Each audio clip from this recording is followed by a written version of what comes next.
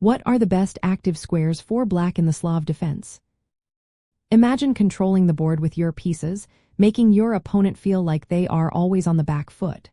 That's the power of knowing the best squares for your pieces in the Slav defense.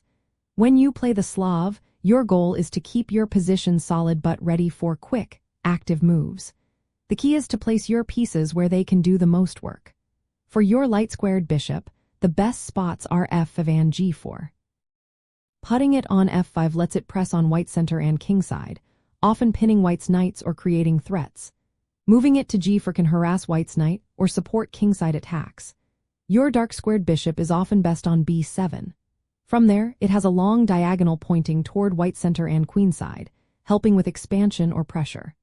Sometimes, it can go to d6 or e7 if needed, especially to support kingside defenses or prepare for pawn breaks. The knights are most active on f6 and d7. The knight on f6 controls central squares and supports the d5 pawn. The knight on d7 is flexible, ready to jump to c5 or e5, depending on how the game unfolds. Moving your knights to these squares keeps your pieces active and ready to support pawn breaks like c5 or e5. For your queen, the best squares are c7 and b6. From c7, it supports c5 and can coordinate with your bishop on b7. Moving to b6 puts pressure on white's queenside and can prepare for pawn pushes or piece activity.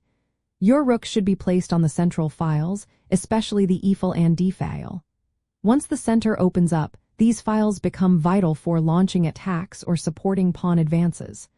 The rook on e8 can support e6 and e5 pushes, while the rook on d8 can target white's d4 pawn or support central breakthroughs. In summary, the best active squares for black in the Slav defense are f5 and g4 for the light-squared bishop, b7 for the dark-squared bishop, f6 and d7 for the knights, c7 or b6 for the queen, and the central files for the rooks. Placing your pieces on these squares keeps your position strong, flexible, and ready for counterattack.